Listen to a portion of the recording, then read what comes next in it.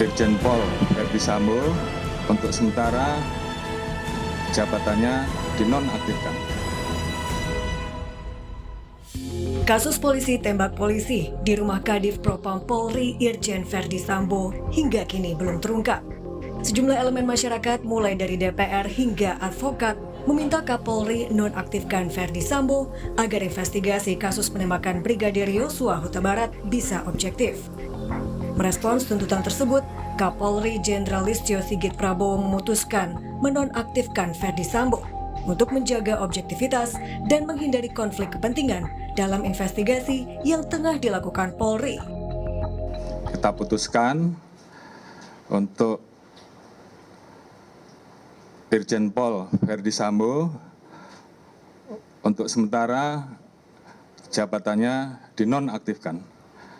Dan kemudian jabatan tersebut saya serahkan kepada Pak Wakapolri. Sehingga dengan demikian, untuk selanjutnya tugas tanggung jawab terkait dengan Divisi Propam akan dikendalikan oleh Bapak Wakapolri.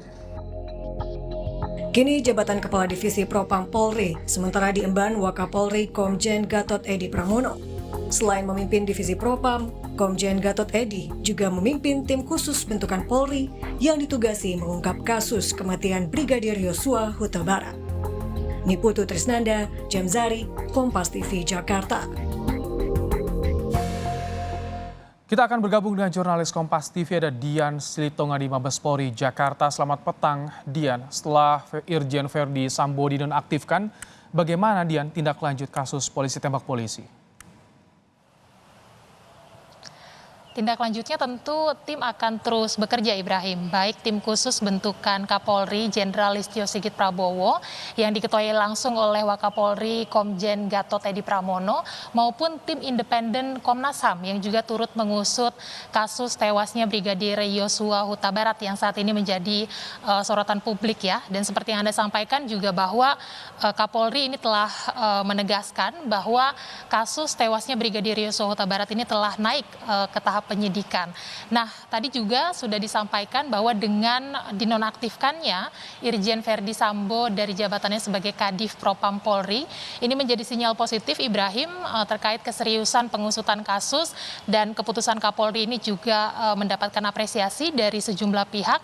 Kalau kita ingat juga ini sebelumnya terlebih dahulu IPW sudah mengusulkan agar Irjen Verdi Sambo dinonaktifkan supaya pengusutan kasus ini bisa dilakukan secara objektif, kemudian transparan dan juga akuntabel. Selain IPW dan juga sejumlah pihak lain, ke tim advokat penegakan hukum dan juga keadilan atau TAMPAK ini juga sebelumnya merekomendasikan agar Irjen Verdi Sambo kemudian dinonaktifkan dari jabatannya di tengah pengusutan kasus ini.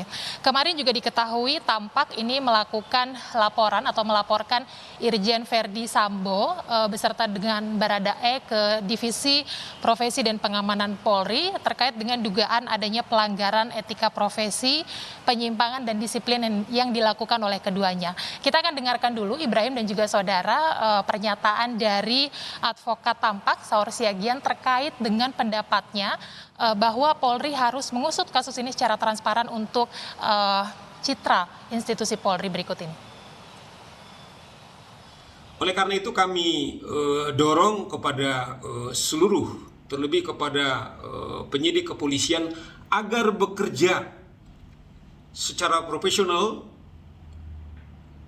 akuntabel, kemudian juga imparsial, sehingga hukum kemudian dan keadilan bisa ditegakkan. Tragedi kemanusiaan ini tidak bisa diungkap. Ini akan sangat berdampak kepada seluruh anggota polisi, akan bisa berdampak dibayang-bayangi ketakutan dan juga kepercayaan kepada institusi Polri yang selama ini dibangun oleh Saudara Kapolri dengan presisinya, sekaligus juga membangun kepercayaan kepada 270 rakyat Indonesia. Ya, Kadif Humas Polri juga kemarin atau Irjen Pol Dedi Prasetyo hari kemarin juga menyampaikan Ibrahim bahwa Irjen Verdi Sambo ini sudah dimintai keterangan oleh tim khusus dan kemudian juga seperti yang Anda sampaikan bahwa Kompolnas juga tengah mendatangi kediaman dari Brigadir Yosua Huta Barat untuk memperoleh bukti-bukti baru terkait dengan kasus ini. Sementara atau selaras juga dengan yang dilakukan oleh Komnas HAM usai mendatangi kediaman Brigadir Yosua Huta Barat di Jambi. Komnas HAM juga menyampaikan berencana akan memanggil istri dari Irjen Verdi Sambo, yakni Putri Chandrawati Sambo untuk dimintai keterangan. Karena kita ingat bahwa berdasarkan kronologi versi kepolisian, peristiwa ini terjadi atau bermula karena diduga adanya pelecehan seksual yang dilakukan oleh Brigadir Yosua Huta Barat terhadap istri Irjen Verdi Sambo. Kemudian Komnas HAM juga berencana akan memanggil pihak-pihak lain, termasuk Irjen Verdi Sambo dan juga mempertimbangkan untuk mendengarkan keterangan ahli. Nah, saya sampaikan juga Ibrahim dan juga saudara, selain membuat laporan terkait dengan adanya dugaan pembunuhan berencana yang dialami oleh Brigadir Yosua Huta Barat ke Barreskrim Polri pada hari kemarin, ini pihak keluarga juga meminta atau berharap Kapolri mempertimbangkan harapan pihak keluarga selain menonaktifkan Irjen Verdi Sambo, juga Kapolri bisa turut menonaktifkan Kapolres Metro Jakarta Selatan Kombes Budi Herdi Susianto karena dinilai memiliki atau